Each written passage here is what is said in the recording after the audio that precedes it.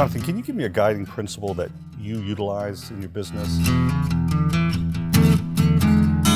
And when your father died, you were put in the driver's seat at a very young age. You put the exterior look on many projects in downtown Portland. Yes. Can you name a few?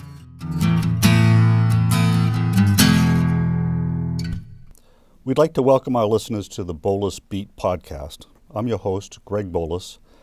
The Boulos Company is Northern New England's largest commercial real estate services firm with offices in Portland, Maine and Portsmouth, New Hampshire. We've been selling and leasing real estate in Maine and New Hampshire since 1975. This is a series providing insight into Maine's real estate movers and shakers. And speaking of movers and shakers, we'd like to welcome Jonathan Cohen. Jonathan is 50 years old and president and CEO of AD&W Architectural Doors and Windows based in Westbrook, Maine. He lives in Falmouth with his wife, Kristen, and his children, Grayson, Emma, and Caroline. He's a 1988 graduate of Deering High School here in Portland, and a 1993 graduate of George Washington University with concentrations in finance and business finance. Welcome, Jonathan. Thank you, Greg. Jonathan, your parents were young when they died. Yes. Your dad was 47 years old, and your mom was 44. Yes. How old were you when they passed, and what impact do you think that had on you as it relates to business? So I was 16 when my mother passed away. I was 19 when my father passed away. It had a profound impact. My father was he dropped out of University of New Hampshire when he was a sophomore because his father had passed away, and so he came home to have to take over and run the family business, which at that time was Portland Glass, that had one location with 4 employees. And he actually had to fire one of the employees so that he could actually have an income because there was no life insurance at that time. So he came home, and then he built Portland Glass into a company which at the time of his death was 47 locations, 749 employees, manufacturing, warehousing, distribution, marketing. We were fully integrated except for the actual production of the float glass itself and the windshields. So I had grown up with that, and so for me, I had started working mowing lawns when I was 12. I was working for the company when I was 15 because I was allowed to actually work. So I had grown up with my father, constantly involved with many things. We owned almost all the locations that we were in. The warehouse was built. I remember walking through it when I was probably 7 years old. That was on Congress Street, right? No, the one in Westbrook that I'm actually in right now. Still? That I own. Okay. And I grew up, store 1 was Congress Street below Maine Med, which was actually the 3rd location for store 1. The 2nd location is the on-ramp of 295 right by the Albert Glickman Library. Yeah. And then the 1st location was actually, it used to be a restaurant called JP's right in Woodford's, right on Brighton. So, and that was minuscule. And they would change windshields in the parking lot in front of it. So, I grew up always hearing the stories and being exposed to it and understanding all the locations across Maine, New Hampshire, Vermont, Massachusetts, moderately in Connecticut and New York. And so it gave me a very large breadth of understanding a market. But when my mother died in 1986, my father sort of stepped back from his active day-to-day at the company, and instead he started to focus on trying to do some real estate. And at the time he had been diagnosed.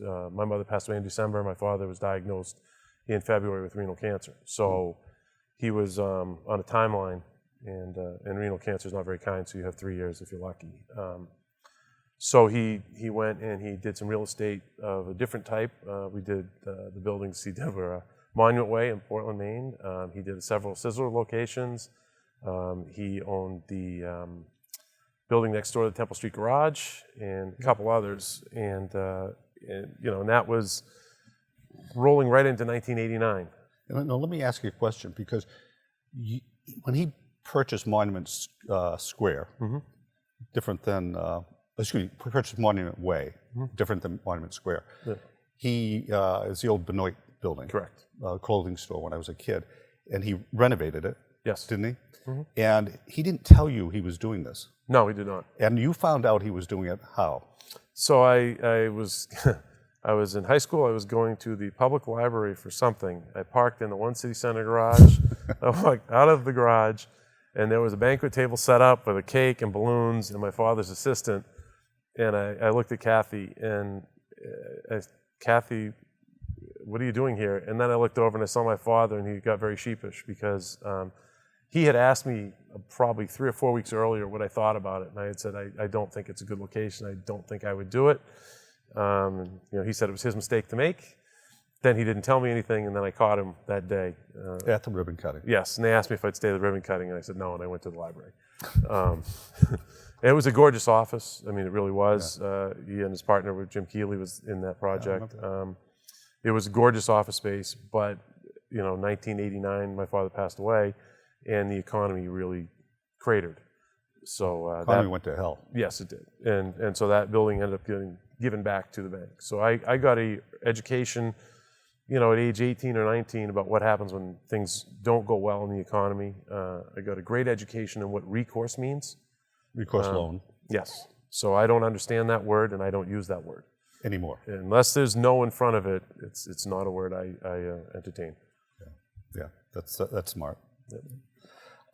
So, Jonathan, you're 50 now. Yes. Your parents died at an earlier age than 50. How has that affected how you make business decisions? Because you must be more aware of your mortality than a lot of people. Always. It's incredible the decision-making process that you go through in anything you do when you try and evaluate it against when you're younger than when you're 40. Okay, and you start to say, well, will I make it to 44? Right? Will I make it to 47? So everything that I'm very driven in what I do, and anyone who actually deals with me, whether it's in work for architectural doors and windows, where we're a subcontractor, the largest commercial builder in northern New England, right? Or when I do development, I'm very relentless in getting things accomplished. And that's probably because in my mind, I don't know what tomorrow brings. So to me, I'm always very conscious to get it done, much more so when I was younger than 44 and when I was younger than 47. So you don't take tomorrow for granted. No.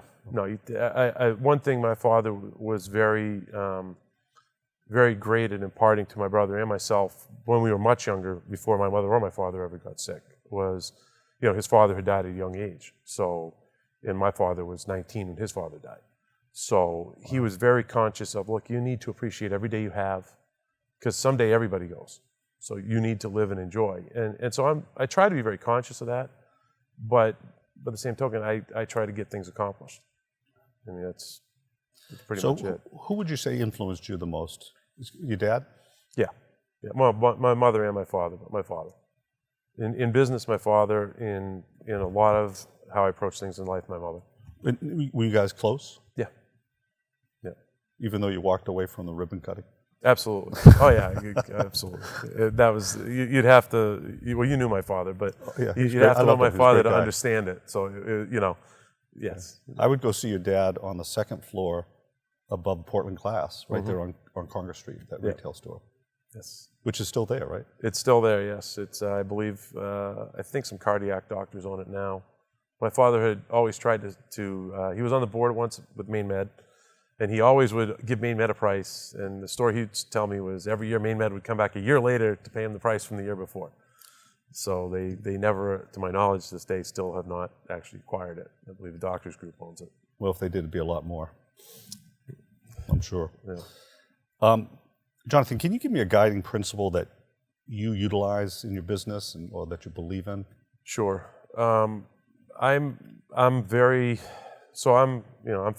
okay? But I've been very fortunate. I've been around in all my years, people who have, now they're either 80 or not around, or maybe some are 90. So I very much believe in, you have to live by your word, always. Right. You have to do the right thing no matter what. And if it costs you, it costs you, because it's the right thing to do, and that's just how I was raised. And so we've done that, in business. And my other guiding principles, I try to find deals that really make sense, at least to me. My perspective may be different than others. And of late, for me, the last 3-4 years, I'm really more concerned with trying to do things that will benefit the future generations. Right. As I look at my children, I'd like to create opportunities for them, their friends, and people in that age band to be able to live and work in Maine and in Portland if they want to. And when I grew up, they really didn't have that many opportunities that existed around here. So Portland is a much better, more developed opportunity area for college graduates now than it ever was when I was at that age. It used to be you get out of high school, you go to college in Boston or someplace, and you keep going. Right. I mean, I did that, but I got pulled back. Yeah, and I went to George Washington in Washington, D.C. So it's, and I came back because of the family business, and my grandmother was still alive, and so those are driving factors, and I love living in Maine. But it's interesting, the opportunities, in 1992, very different than the opportunities in 2020. Yeah. Even with the ongoing, COVID and everything else right now, I still think the opportunities are much better today than they ever were. The prices have really gone up. Yes. I this morning before I came over here, I got an email from a residential broker advertising a 3-unit renovated on Morning Street on the East End for $1.8 million. Yes. Which is just incredible. Um, and they'll probably get it. I think they will right now. It's difficult. I'm not a big residential developer. The only residential I've done is I converted units on 10 Exchange Street, which we have the last unit under contract, so that will be gone this year. And other than that, I don't do residential. You don't like getting calls in the middle of the night that someone's toilet's backed up? No. Interesting. But it's interesting to me. That market has really benefited because of COVID and the remote working phenomenon. And I hope that will hold for Portland and Southern Maine. I think a lot of people have discovered it as a great place to work. And with remote working, so we're filming this right now. It's November 2020, and COVID is still very much in the news. Second wave has hit. Yeah. Vaccines have been announced. Yes. So we're all hoping that we'll be back to some sense of normalcy in the next few months. Yeah. Jonathan, your grandfather was Sam Cohen. He started Portland Glass, I think you said. Your father, Gene Cohen, grew it. And when your father died, you were put in the driver's seat at a very young age. Well, my father passed away in 1989. It actually it was in a trust. So they had trustees and a board of directors. And so Charlie Miller? Charlie Miller was one of them, yes. Yep, he was one of them. My uncle was one of them. A man named Arthur Epstein, who had been a very close friend of my father's, very much like a father to me. He was on the board, and there were a few other people. And they were charged, to try and maintain it in an extremely difficult economic environment. Right. If anyone didn't really understand what it was like from 89 to 93, 94, they should take a look and understand what it can feel like. Real estate can go down. Oh, yes, it does. And, it's an interesting perspective. So they were doing that. I was in college. When I graduated college, I worked for Staples for a year, and I opened their stores in the state of Maine with the exception of the one store in South Portland that was already there. And Staples is interesting. So in part of my understanding of real estate and just trying to really understand how you develop, the Staples store in South Portland, which was store 109, I believe, they actually located there because Tom Stenberg, who developed Staples, came from Star Markets. And Star Markets actually owned that center. That's right. You probably know that. And so for the people on the board of Staples at the time, one or two of them were from Star Markets. They had this empty building. So they got Staples to relocate or locate a store there, which for them at that time was not their focus. Their market was not small markets or secondary markets. They were in the big markets. And so store 109, when I got there, had been the #1 store in the country for the last 6 years, I think, or 5 years. In South Portland, Maine. In South Portland, and continued to be the #1 store in the country until they started selling computers in Palo Alto, California. Yeah. So it was a phenomenal learning environment from the perspective of having a retail business. You got to really see how systems could be implemented to really make something very efficient. And then from a developer's perspective, you got to understand how a secondary market may actually be better than a primary market, and how to try and figure it out. Right, no competition. Yeah. So how did you go from Portland glass to architectural doors and windows?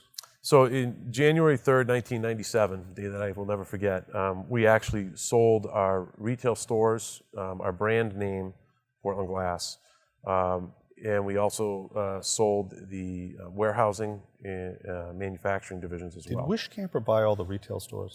They bought almost all the retail stores, yes. That's Joe Wishcamper, Yeah, who's Joe a Wishcamper. local developer, big developer. Right, with Chris O'Neill, Tim O'Neill Yep. Jr., I can't remember who else. And interesting, Tim O'Neill Sr. had been the president of Portland Glass, had been my father's right-hand man That's right. for 17 years, and my neighbor the whole time growing up. So I know all of them very well. In fact, you know, I had talks with Tim Jr. Back when I started to do developing, and very, very smart, very insightful, very nice people. Yeah. So yeah, it's interesting. It's a small world. I mean, I grew up in a very different environment because I grew up knowing so many of these developers through my father. Well, they probably acted like mentors for you. Some of them very much so. Yeah. I mean, I was really fortunate. So Arthur Epstein, he's out of Massachusetts. He was a Midas Muffler, one of the largest franchisee Midas Muffler guys in the country. He was also a very big developer. He's like a father to me still today. Al Glickman was a great friend of my dad's. He was a good friend of mine too. Yeah, I mean, just Class act. phenomenal. And if you got to spend an hour with Al, you know you got imparted just unbelievable knowledge. And I was fortunate enough to really spend time with Al. His son Brenner, actually he and his wife performed my wedding. Did you really? You know, because he's a rabbi. Right, and Brenner's still one of my best friends today. And you know, so it's very fortunate. I mean, I've been around people like that. I mean, you know, John Kakalides was super nice to me and was a phenomenal mentor. And John owned Hope Island. Yeah, Hope Island, 104th Street, which I am just finishing developing right now. Yes. And Two Monument Way. Two Monument Square, excuse me. Two Monument Square, which they still own. You know, I mean, there's a long list of developers that, you know, a lot of people today probably don't know. I mean, I'm sure you remember them, but others don't. Are you saying that I'm old?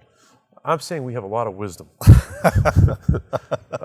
love it. You know, Mike Skarks was we were talking earlier, but I mean, Mike Skarks was very, very smart, you know, engineer by training, pilot, and yet he and Art Gerard, they had great vision. They converted the old Maine National. Yeah, very unassuming too. Mm-hmm. And I remember one of the stories, I mean, I'm young, right? When Maine National was sold, right? The building. Everybody said, nobody wants this building. I can't remember how many square feet, 100,000, 200,000 square feet. Nobody wants it, it has asbestos. Yeah. We don't want it. And they were willing to sell it for $1 million. Right. And so they bought it, and everybody said, oh, they're crazy. Yeah, they were really crazy. They went in, they encapsulated it all, and now they had an incredible building for carpet, right? Yeah. And then everyone said, oh, why didn't we think of that? It's like, I mean, the Nissen building in town Portland, it's a gorgeous building. Which Gerard and Mike Skarks and Art Mike, Gerard. And they went in and, you know, and because of the engineering background that Mike had, they knew that they could put concrete on top of the wood floors in there. And he knew that they could put the openings in to do the windows in the building, which, you know, full disclosure, we supplied them, we didn't install them. Yeah. But wonderful, I mean, just... And you know what that sold for? A lot. No. Well, you're talking when they bought it? When he bought it. When he bought it. The story I heard was not only did it sell for not a lot of money, but then they leased back because of their sign and storage. Yeah, I think, if I'm not mistaken, it was around $350,000 for the former Nissen building on Washington Avenue. Which is a beautiful building today, and they turned it into, I think, commercial condos, right? Office condos. Yeah, we sold the top floor to Goodwill, and then they in turn sold it. But yeah, it is. I think SMRT is in there now. Yes, we put them in there. Let's go back a little ways. Sure. You used to own the Pavilion nightclub. I did. Which is located where Urban Outfitters is. Yeah, 188 Middle Street. Stephen Bauman, formerly of Boulos, now you know, of Compass Commercial Brokers. Yes, he and I in 1995, and we originally were going to open up a place in the 4th Street parking garage that Archie Giobbi owned.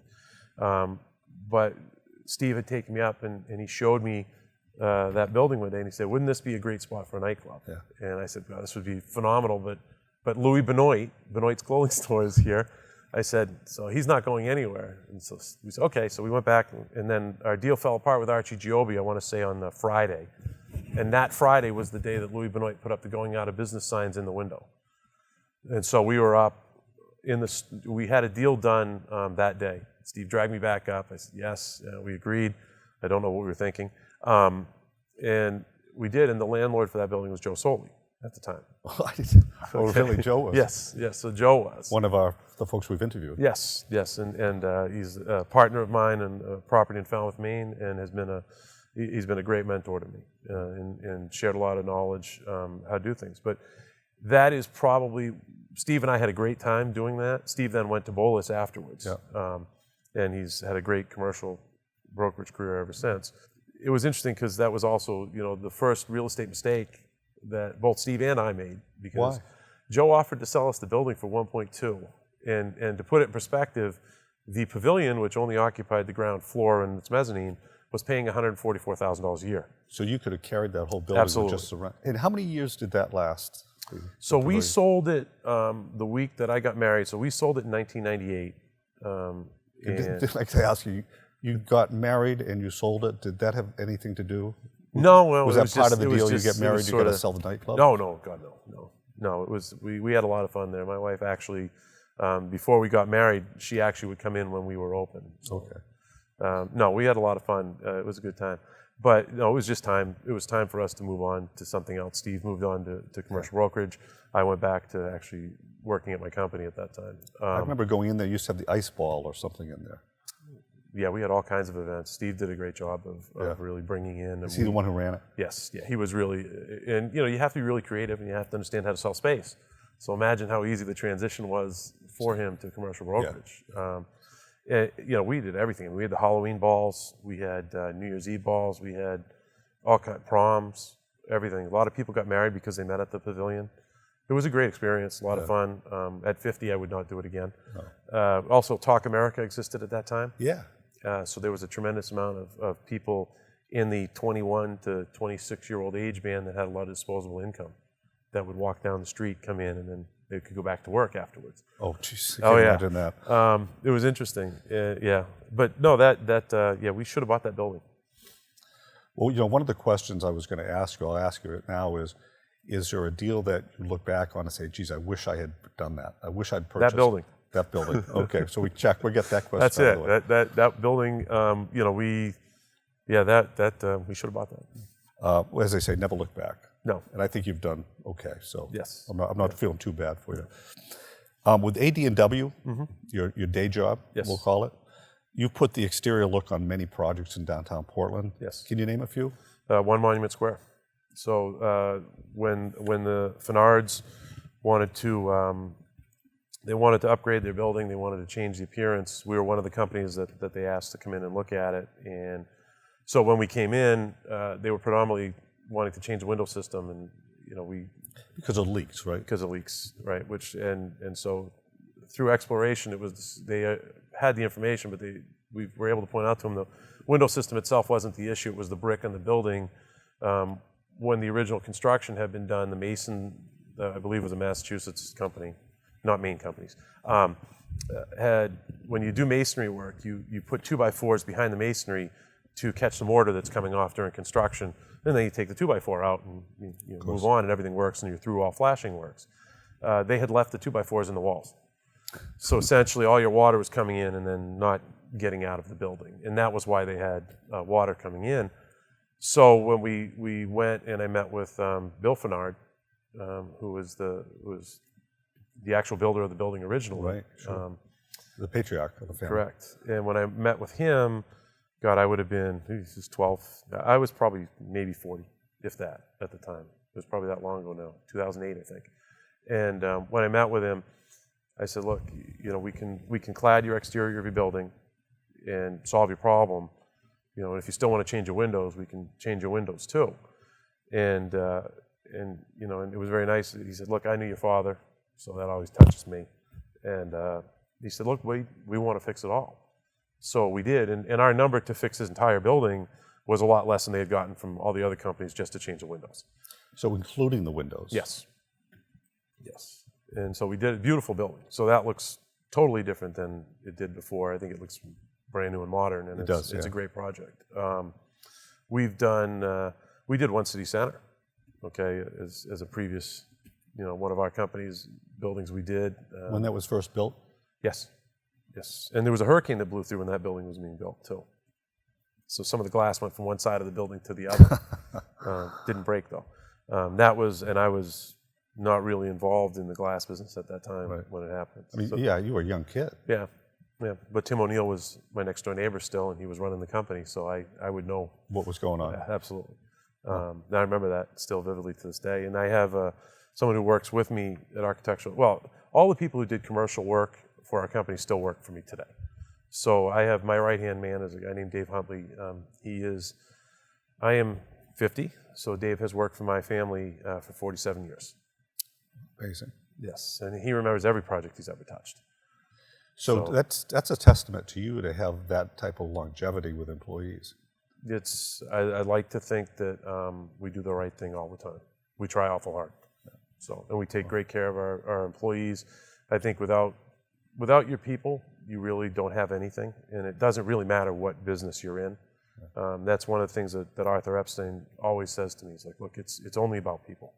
Yeah. A lot of people don't get that.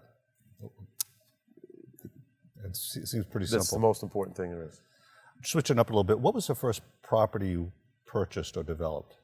It was either a location that we have still in Brewer, Maine today, or it was the conversion of the Energy Barriers building in Saco, Maine to an ice rink with my partner.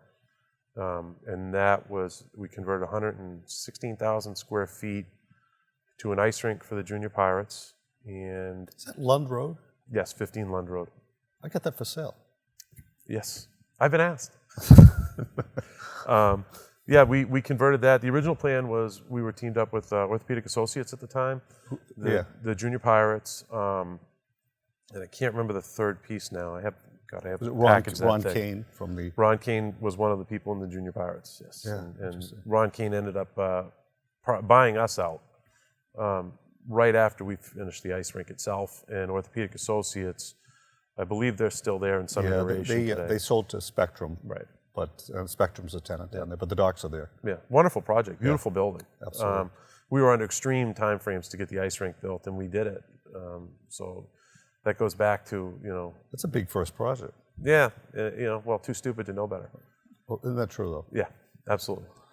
Yeah. Jonathan, for a relatively young man, and 50 is young, you've developed or redeveloped a number of properties in downtown Portland. I'm going to name a few. Let's have some fun. I'm going to name a few. Sure. And maybe give me a brief comment or two on each of these projects. What they are, and some of the interesting stories behind them. Sure. So we touched on 10 Exchange Street in Portland. Yes. How'd that all come about? That's a very interesting building. So the owner of the entire building is Joe Soli. By the way, I brokered the sale to him. From Dowd or from, I can't remember who that was. It actually was People's Heritage Bank. Okay. So, $1.7 million. Yes. So great. I didn't know that number. So Joe had the upper floors of that building were apartments which had been condemned, I want to say in 2009. Okay. And it was like stepping in a time capsule. So I was able to get Joe to agree to sell us, condo the building and sell us those upper floors to either, the original plan was we were going to put them as apartments. So he kept the first floor. Yes, he still owns those today. Okay. First and second. And then we had third and fourth. And we had to put an elevator in, we put the lobbies in, we repointed the entire building, put new windows in the whole building, and then we rehabbed the units, which were, I had friends who had lived in those units back before 2009. So I knew what they looked like when they were nice, and then what they were later. So we went in, and it was amazing. I mean, when people were told to leave, they literally left everything. So it was just a time mattresses. Capsule. Everything, just everything. It was incredible what was taken out of there. It was 18 30-yard dumpsters. Nothing of value, I'm sure. If there was, it was overwhelming. And really, the driving factor to do that project was actually Steve Bauman, who kept saying, we should try this. Yep. And I said, all right, I'll give it a shot. I mean, I'm willing to, no fear, let's go. Well, and I believed in the location big time. Steve's got great instincts. And it had the three fundamentals, right? It had the location, and the location. So we did it, and the last unit sells, right now it'll sell on December 30th. The last units have been selling at about $542 a square foot, Wow. which is Very good. great numbers. They're gorgeous units. They have brick walls. They have great ceilings. They're beautiful, and the views are fantastic. If you're on Exchange How big are Street. the units? They range in size, I think, from smallest is probably 500 square feet up to 980, I think. Okay. Perfect for the single guy or gal living downtown. Yes, yeah. A lot of people, actually, surprisingly, a good chunk of them were people who wanted to move back, and it was driven much more this year by people wanting COVID. to move back big time. Yeah, and they're fabulous units. And Joe was nice enough to do that. Joe did two things at that time. So he sold the 416 to 420 4th Street building and the 10 Exchange Street building condo part in one transaction. And 416 to 420, which I don't know if I'm getting ahead of you or not, but that had a fire. And so when he sold that building still was, it was post-fire, nothing done. Really, he hadn't done anything to it. No. Oh, surprising. Well, insurance company and everything else. So yes. So we went in and we used, actually Landry French was our contractor on that project, and we had a bunch of different challenges working with the city of Portland. We actually did that before 10 Exchange Street. Really? Okay. Yes. So we had to sort of establish who I was in the city of Portland, so they understood that if we say we're going to do something, then we're going to do it, and we did. One of your purchases, Ocean Gateway Parking Garage. Yes. Which was genius. I will tell you that, because 740 car parking. It was 720. When you control parking in the downtown core like Portland, you can control what happens around it. So, what's the story behind that purchase? Was it strategic like that, or did you just want to own a parking garage? It was very opportunistic. I had a tenant in the building that I'm in Westbrook, and he had a telemarketing company, and when his telemarketing company closed, he came back to see me because I try to help my tenants, whomever they may be, because obviously it benefits me as a landlord if my tenants are very successful. Sure. The more money they make, the less likely they are to fail or leave. So I have a vested interest to help any of my tenants, and I try to do that. So when he came in to talk to me, I said, "What are you going to do now?" He said, "Well, I met somebody, and I think I want to try and do parking." And I said, "Really? Where do you want to try and do parking?" He said, "In Portland." I said, "Okay." And so I said, "There's a place where I thought of a lot in town," and I said, "Look, have you talked to these guys?" And I said, "No." I said, "Well," he said, "We can't get in the door." I said, "Well, let me make a couple calls for you." Well, and while he was there, I called and I basically got a meeting set up for them, and went in and got them started. So is this Dan McNutt? It's Dan McNutt, yes. So Unified Parking. So, okay. And I helped them because I know a lot of landlords. I helped them get a whole bunch of parking lots in the city, and then Dan is just a relentless sales machine, and so he has gone off, and he is just, that they've done phenomenally well. So Unified is now all along the east coast. Yeah, they're all down through into Florida. Oh yeah, hundreds of parking lots, and they do a really great job. So I had knowledge of what was happening with parking in Portland and what was happening and what would be happening, in the sense of I could understand how they aren't really given the respect they should, if you will, because of the amount of parking that they opened up for the city of Portland. And people don't understand it, but they basically put into circulation 3,000 to 4,000 parking spaces in downtown Portland, which is radically more than ever existed. It would be like building 7 garages, which you just can't do. Financially, you can't do it, let alone having the real estate to do it. So they created all this opportunity, which allowed all these shops and stores and restaurants in town to all of a sudden have the ability to have people come in now and park in all these lots that no one used to park in. So I understood all that. And then I saw the Ocean Gateway Garage was available, and when I did, actually the broker who showed it to me was Tom Moulton, who I've known since high school, and he was showing me a couple of different properties, and I said, I want that. And he said, well, the price is, and I said, yep. I said, I want it, let's go. And so an hour later we had it. Wow. And never look back. And it is, it definitely, I didn't envision it to be as key and important as it was for the subsequent buildings I've done. But that was a unique garage because in the city of Portland, you're required to have parking in order to get through the planning board and be able to get a building permit, build a building. And you can't have parking in the sense of, oh, I have spaces today. No. You have to have leases, yes, in the long term. So leapfrog from that to the WEX building that you built at 1 Hancock Street. Yes. I mean, having that parking probably helped assure you that you got that land from the city? Yes, yeah. We had to, 1 Hancock Street, WEX's headquarters is a 100,000 square foot building. And in order to build it, we had to be able to prove that we could have, I think it was 300 parking spaces, which we did because of the Ocean Gateway Garage. Right. Otherwise, there was no way to actually be able to build the building without putting parking someplace. Part of the RFP with the city also required that I would build an additional garage in the immediate area, which I did do. And that's actually getting finished right now at 104th Street. And that's where Hamilton Marine is, or that was. That is where Hamilton Marine used to be, correct. Right. And so when I look at that, it's beautiful, by the way. Thank you. You've got how many parking spaces on how many levels? We have 3 levels. It's 543. It's 181 per level, and 16 outside. And then 2 floors of office space? Yes.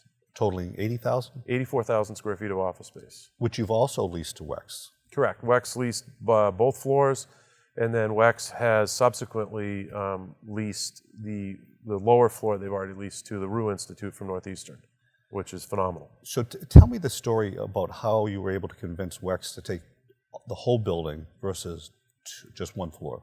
So WEX has a VP of real estate with Safet Kobaj. You may or may not be happy that I'm now putting his name out there.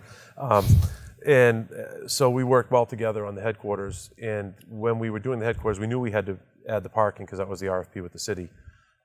So as we got ready to do the 104th Street project, WEX wanted to have 1 more floor because they thought they needed the expansion space for what they continued to want to continue to acquire and grow in Portland. And then we had a couple of people who actually gave us letters of intent to take the other floor. But I gave WEX right of first refusal on anything that I may do in the area. And so with the thought of they didn't really know what their future would be for the next 15, 20 years, rather than have somebody else be there, they decided that they would take it. So I was extremely appreciative of that. Oh, I bet you were. Yeah, it helped make it possible to get the project done. Yeah. And then they then got involved with the Rue Institute coming to Portland, which I really think is phenomenally. It's just an incredible project for the city of Portland. Yeah, that's going to have a huge impact now because David Rue put in $100 million. I think, was he 110 or 100? 100 or 110, whatever. It was a huge amount of money. What's $10 million amongst Yeah, exactly. And then he's got some matching funds coming in to the tune of another $200 million, excuse me. Right, the Al funds have contributed. I'm not sure who else. Yeah, it's going to have a huge impact on Portland. Yeah. They have a similar program in Seattle, and it's just amazing. From Rue? Yes. Well, not from Rue, from Northeastern. Northeastern, okay. I'm not sure if Rue's involved or not. We're the landlord to WEX. WEX is then the landlord to Rue. Yeah. Jonathan, we have a lot of listeners who want to get into the development game because it's so easy. Yes, of course. Not. Yeah. Any advice for some young guy out there who wants to be doing what you're doing? So my son is learning and likes development. How old is he? He's 21. And so the advice, it's I guess the first thing is always be curious. All right, I'm curious about everything everywhere I go, and I even walking in this building. Yes, you looked around and noticed how well it was built, and yes, it's just something that I grew up. I still have the Legos I played with. Okay, and so Are they as fun as they used to be, or do you use them I don't often? play with them now. I just look at them. But but if you love building things, if you think that you can find ways to create value in things, if you see a way to try and improve something and make it better, and you can incorporate into that, the financial aspect of it, to understand, how you won't go broke doing it. And hopefully make a profit. Right. Then I think the next thing is you have to try and identify people who actually do that, who you can try and get to start to impart knowledge to you. I mean, I was fortunate. My father owned a lot of property. He only developed really his own stores and then like the warehouse that we were in. And then when he really started to get into trying to develop, the time ran out. But I was fortunate enough to have the other people that I've known because of what I did for work. So, what I do every day is, we're a subcontractor in the glazing of commercial buildings. We don't do residential. So you're dealing with developers all the time. All the time. Developers, general contractors, owners. So Doug Cardente, who you know very well, we've done their work and his work for forever. It's you have to be around and find a way to get you exposed to the people that do what it is that you want to do. First, to find out if you really want to do it. Because you may discover that this is not for the weak of heart, and it definitely is not. I have a friend I'm trying to help right now who's trying to just acquire their building that's been in their family, and they're just having horrible time sleeping at night and worrying about it, and it's like it may not be for you. It's definitely not for the weak of heart, as you well know. And one of the questions you've asked in lots of your the Boulos beats that I've watched is, what do you think when the next downturn comes? Well, I've lived through the worst experiences of a downturn. So for me, everything that I do, I'm always very conscious of who's my next tenant, how do I make sure this tenant survives, and have I positioned myself so that if something goes wrong, I'm not, and this is another bad word, cross-collateralized. Oh, that's not even in my vocabulary. Right. Right. But amazingly, a lot of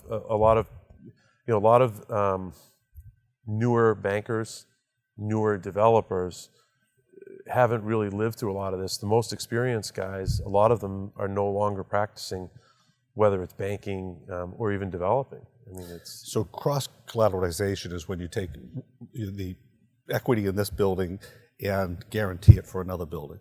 So if something goes wrong, you don't only lose just one building, you will lose two buildings. Right. And in 1990-ish, some guys lost a lot of buildings. Yeah, almost like dominoes. Right. I mean, one building went down, and it took, because you had a couple things going on at that time. There was a company called Recall Management, right? Took over Maine Savings Bank. Right, took over Maine Savings. That was a federal government organization. That was not it was not a bank coming in. They came in and their objective was, they didn't care, right? So you could have a loan that you were servicing properly, paying your mortgage every month, but they said that your property was no longer worth, say it had been $5 million, now it was worth $3 million, even though everybody was still operating and paying the rent and the mortgage. You therefore were now put into workout. Yeah, because it was a technical default, because the appraisal, and the reason the appraisal didn't come up to where it should be is because the banks were dumping so many properties. It was a self-fulfilling situation. It was awful, just awful. And even today, what's interesting is, so if you have a prime asset today, you could have people who will pay you really low cap rates. They'll give you, I had someone call me up 2 days ago and ask me if I'd sell stuff for 5 caps, okay? And, and that's nice to have somebody call and offer it, but, where do you go? And the problem is the appraisals today, if you want to get an appraisal done, the appraisals are basically done on assets that are trading. So prime assets today really aren't trading. So now what you're seeing is the cap rates for appraisals are going up, even though the interest rates aren't going up, because the quality of the asset trading is going down. That's right. It's interesting to see it right now.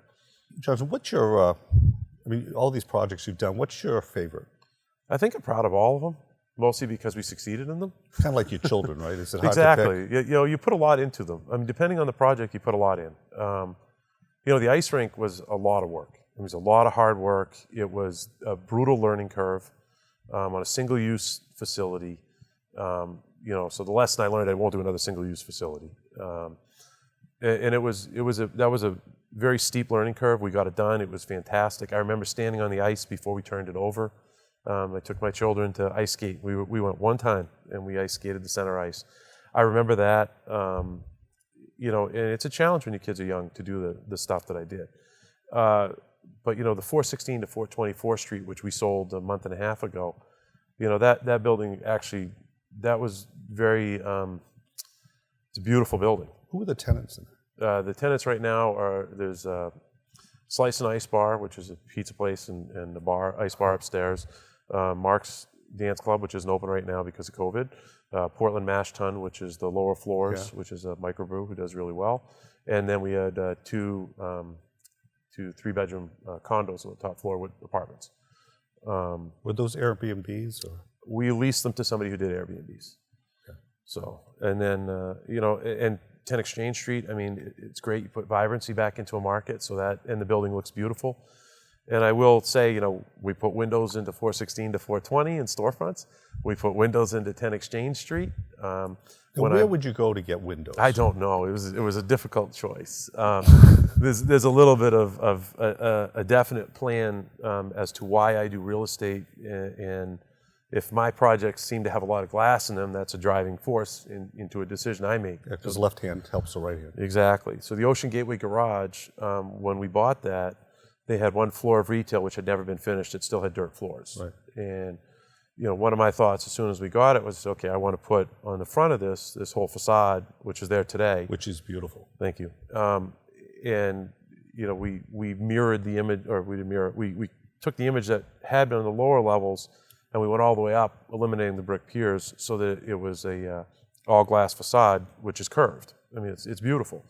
And we were able to get it through the city of Portland because they had done the Gateway Terminal, not the Gateway Garage, but the actual Gateway Terminal, which is about 100 yards from us, which has a similar look. So we were then able to get them to agree with us and accept it on the front of the Ocean Gateway Garage, which makes it look beautiful today. And then when we did the WEX building, the WEX headquarters, we really went and did a lot of glass and panel. We did the whole exterior of that building as well as the interior, all the glazing in there as well.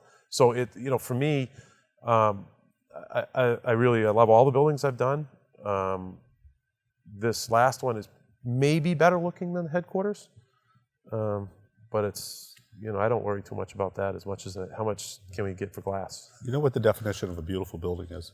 The one that pays the mortgage and the rent? Well, similar, but it's one that's filled with tenants, and Yes. the tenants are paying rent. Yes, absolutely. And they're looking out from inside. Yeah, the most important thing about any building is being able to generate the traffic. If you don't have people rolling in and out, it's no good. That's one of the things Joe Soli has definitely imparted upon me. It's when you, like in Falmouth, when you have a center, okay, and you want to put a tenant in, how much traffic will they bring? Right? It's not necessarily how much will they pay for rent. How much traffic will they bring? Because if... That benefits the other tenants. Exactly. And that's what's happened in Falmouth. I mean, the reason why it's full now, and the reason why we're where we are is fitness and we've tried to put the people in that would really help augment the rest of the stores. Jonathan, COVID. Yes. Okay, it's as I said earlier, it's November 2020. We were taping this. Mm-hmm. We're in the midst of the COVID pandemic. How has the COVID pandemic affected your tenants? Yeah, it's right now WEX really doesn't occupy their building. So they've got 180,000 square feet, and they're not in. Right now they have 95,000 square feet of the headquarters that they have probably 20 people in it on any given day, at most. The other building they will have for January 1, and then they have their buildings in South Portland, which they aren't occupying, which I don't own, and. But they're not the only ones. I mean, I have the part of Clark's Pond Mall, which I believe your brother developed. Yes. And we have Urban Air, which is a great operator. He's one of the trampoline parks, and he's been pretty severely impacted by what he can have in there. Right next to him, we have the Maine Axe throwing pit and the Warrior Gym, and he's able to survive a little bit better because he has different requirements versus the air facility does for how many people are allowed in. But then we have other places that have opened during COVID. Falmouth, everybody has been able to stay open and operating. In town Portland, Mark's, before we sold that building, his dance club has not been able to operate. Right. But his other facilities have been able to operate. And I think that If you had a facility that did food and you didn't adapt outside the day that they told you that you could, then you really were in danger. And so I tried with all of our tenants, when everything was happening with COVID, when they were talking about what was going to be available for assistance for the PPP, for the economic disaster loans, whatever it was, as soon as I got it from all the different bankers I deal with, we sent it to Commercial Properties, does property management for us and some of the facilities that we have, and then other ones we manage. We were sending everything out to our tenants saying, you need to get on this day one. Here's the information. You need to talk to your banker. And so I'm pretty confident. I think every single one of our tenants actually did that. They got the PPP money. Yeah, the PPP or an economic disaster loan, something to help them where they could. But it's going to be interesting to see what happens if they don't come out with another round to help some people survive. And I think restaurants already in Portland, we know, are going to be in dire straits. It'll be a long, cold winter. Dire straits. Well, let's talk about office space for a moment. Mm-hmm. Well, nobody's got a crystal ball, but I often think, and I'm always asked, what do you think is going to happen to the office market now that people have been working at home? Sure. Do they come back to the offices 100%? Or not? Do these companies shrink their footprint when they can? It's interesting. So Steelcase, they had a little, I don't know if you saw there, a couple weeks ago, they had something. So Steelcase actually says, so the average square footage right now for an employee is about 125 square feet, right? They've been shrinking it steadily from 250 to 125. Steelcase now says they think that that's going to reverse. So now you're going to go from 125 up to 175, right? To try and build social distancing back in, right? At the same time, you have the phenomenon of remote working. So I think what you will end up seeing is, I think you probably will see people who spend 3 days a week in an office, 2 days a week remote working. And share a desk. Share a hotel, a desk. I think that the office space will probably, at the end of the day, stay about the same, but I think the occupancy at any point in time will adjust based on the office space. So if the WEX headquarters could accommodate 415 people at one point in time, I think that you may find that you will never get past 360 or 370 because they can work from home when they want to, and because they're going to have more spacing requirements, no telling. For a sales organization, which is the Boulos company is, I think there's a huge disadvantage for being remote because there's so much information and energy that's exchanged when you're in the office. Yeah, now, that may not be true for an accounting firm or maybe a legal firm, but for a sales organization, being together, to me, is very important. My glass business, okay, we're a commercial glazing contractor, so we do estimating of jobs, and when we estimate, my philosophy is I have multiple people inside who do that job, okay? Right. So we never let a job go out that hasn't been reviewed by at least one, if not two other people, right? More eyes, the better, right? No one is smarter than all of us. So during the period of time from March until June, okay, everybody worked remotely. Now, we're not a big company in that sense, so we just were lucky that we had gotten ourselves equipped, ironically, to be able to do that before it actually had shown up. So everybody took their phones home, they took their computers home if they didn't already have a computer at home, and they were working remotely. Extremely difficult for a company like ours, where we're used to being able to all work together. And we work together in an environment where everybody's much more than 6 feet apart. We have glass walls in our offices, but it was very difficult. And even when we came back, we still had a whole other level of difficult because, as I told you before, we have some people who work with us who are definitely in the age band that is of great concern. Yeah. I mean, that one guy's been there with you for 47 years? Yeah, he's 75. Wow. So, so we have masks. Everybody has them. We have. Do you wear them? Yes. Yeah. I mean, if I'm in my office with my door shut, I won't. But no, if we go out, yes. We have our fabrication center has 25-foot ceilings. It's a gigantic warehouse. Okay. Yeah. We have 17 people working in 40,000 square feet. Okay.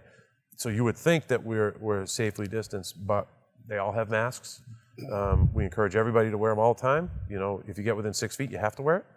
Yeah. But we got some ozone UV light things that run when people aren't in the building.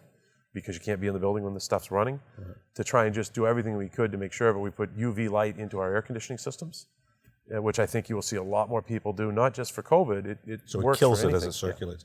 Yeah. All that goes back to your philosophy of taking care of your people. Absolutely. The only thing that matters. Is there anything that keeps you up at night? These days I sleep pretty well, but there were definitely times you have to go through really brutal experiences to really appreciate how great some other ones are. It's true. When we sold Portland Glass in January of '97, that was kind of like ripping a party out because it had been family forever. I even get choked up thinking about it now. But we had a vinyl window business that was spun off, okay? And same time I sold the pavilion, same time I got married, same time I moved, okay? Start adding up the list of stressful events. We had to liquidate that company. At least you didn't get divorced. No, that's a good thing. But I had to fire 150 people, Oof. okay? And, when you're 28 years old, okay? It's tough. That's a brutal thing to have to do. It's as brutal as it is to do to everybody involved. To have to live through it is, no one understands how hard that is. And liquidating a company is just absolutely brutal experience. Okay, so when you go through things like that, at least for me, you get a mindset in your head of this will never happen again. Right. And I'm going to do whatever it takes To make sure it that doesn't this happen. will never happen again. Yeah. So even today, I sleep great at night now, but I sleep great at night now because I've done everything to make sure that I've done if anyone ever asks me, have you done everything you could do to make sure that you've insulated yourself as best you can? I sleep well at night knowing the answer is yes. Yeah. And my kids are now, 21, 19, and 17, so I think I've done what I really wanted to make sure I did, and they're fundamental parts of their life, and I've been there for them. And so now I'm kind of excited and looking forward to hopefully living another 30, 40 years. I hope you do. I hope so. I have people that I talk to every day who are still doing great.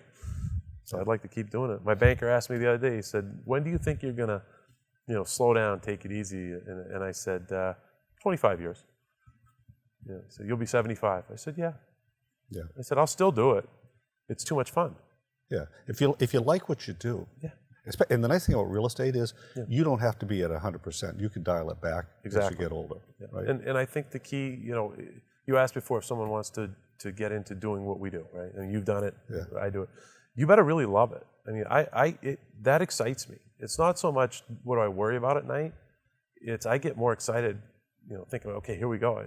We have a chance to do something. And Energizes you. yes, absolutely. And that area in Portland, the two buildings, the three buildings right now, Araf Tandilian's done a fantastic job of creating life with the AC Hotel, the 20 Thames condominiums, and he's building 2 new projects in front of the garage, which will put more cars into the garage, so I love that. And he's been a great guy to deal with. But there's still more to come down there. Yeah. There's a lot more to come. And to me, I think that's really exciting. And I think that, Portland has a lot of opportunities. I think it also has some challenges.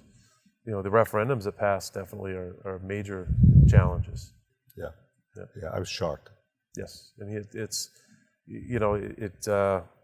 again, I'm not a residential guy, but I can look at it and easily see that while they were well intended, the results will be the exact opposite of everything that they wanted to accomplish.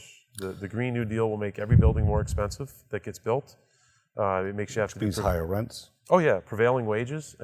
We're like a 99% non-union state, and now you're going to require unions. And I believe most of that was driven by Ethan Strimling, who was the former mayor of Portland, who, before he became mayor, courted the development community, and once he became mayor, really went the other way around on it. And it's frustrating. Developers get, I think, sometimes a bad rap. When you look at the projects that I've done for the last now going on almost 4 years in Portland, we probably are responsible for roughly 1,000 people working. And that means the guys who come out on site and do the actual construction work, and then all the people who are related in their different companies throughout Greater Portland and Southern Maine. And we're pretty conscious to try and use Maine contractors, mostly because I am one and I want to keep people in Maine going. But when you take that, you take Rieger Dasco's projects at Rufus Deering's old site, when you look at what Era's built across the street from me, when you look at what the Batemans are building right now at Covetras, those are just small number of projects, tremendous number of jobs, and a tremendous number of those workers put lots of money into Greater Portland and Portland itself. And then when they're done, the jobs that come in there are great jobs. And these are good developments too. Yes, they are. And those are just big ones. There's a whole lot going on everywhere else that all does the same thing. And so it's hard.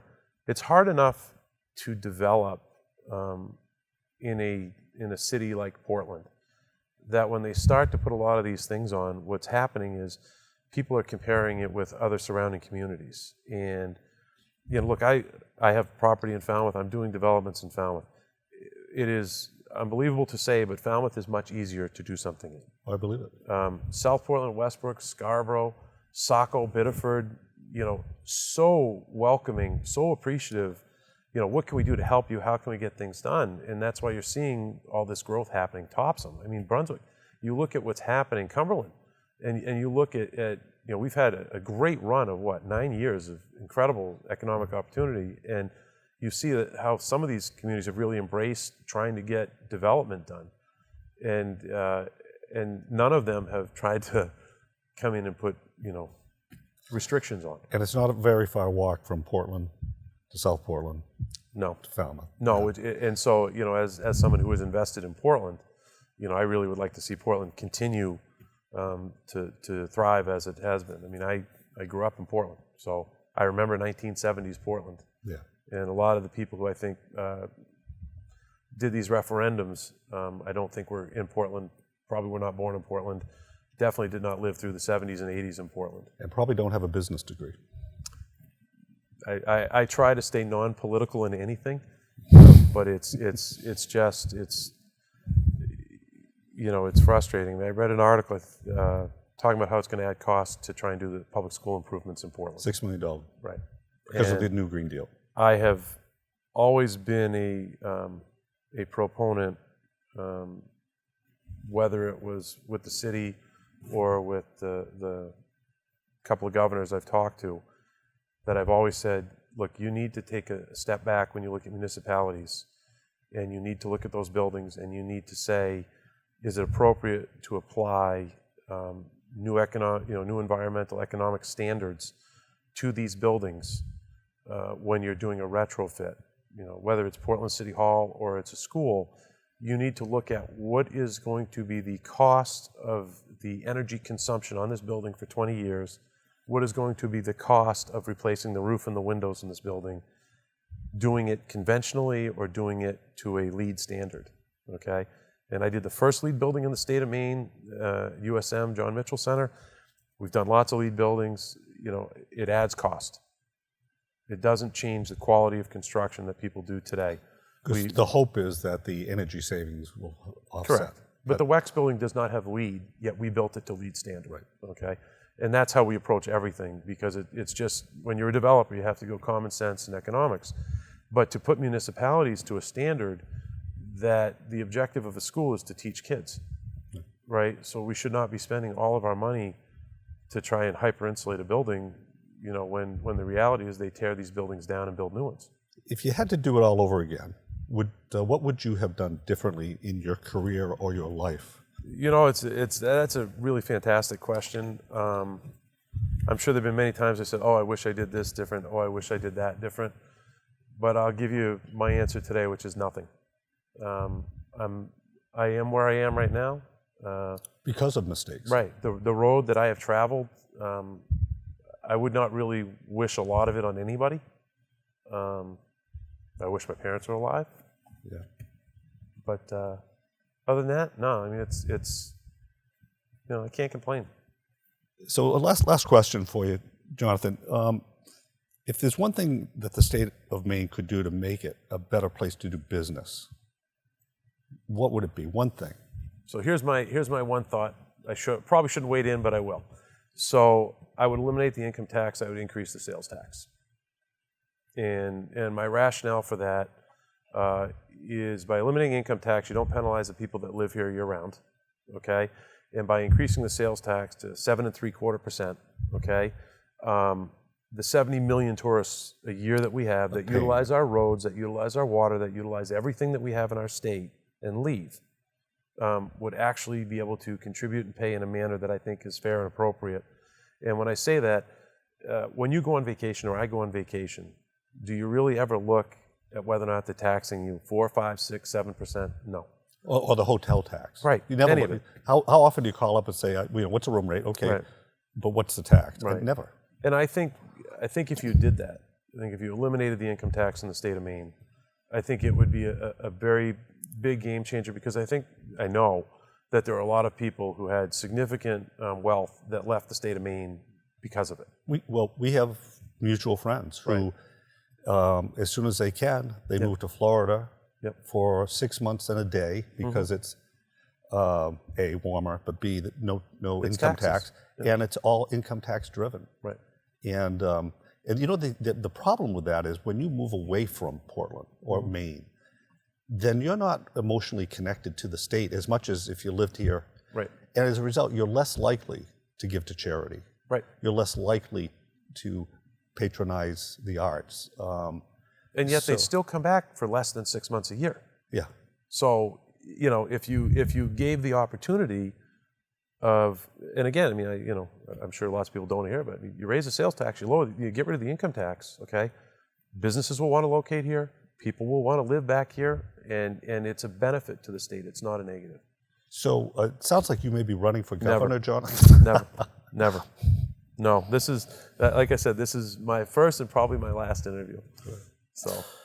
Well, Jonathan, thank you for being our guest today on the Boulos Beat, a Boulos Company podcast. I really appreciate you taking the time to chat with us. It was fun and interesting. And if you'd like to learn more about the Boulos Company, please be sure to visit us at www.boulos.com. You can find us at the Boulos Company on Facebook and LinkedIn, and at the Boulos Co. on Instagram and Twitter. And lastly, and in closing, if you want to know the secret to owning real estate, it's pretty simple. Just be sure to outlive your debt. If you enjoyed this episode, hit the subscribe button wherever you're listening or watching, and you'll be the first to know about future Boulos podcast episodes.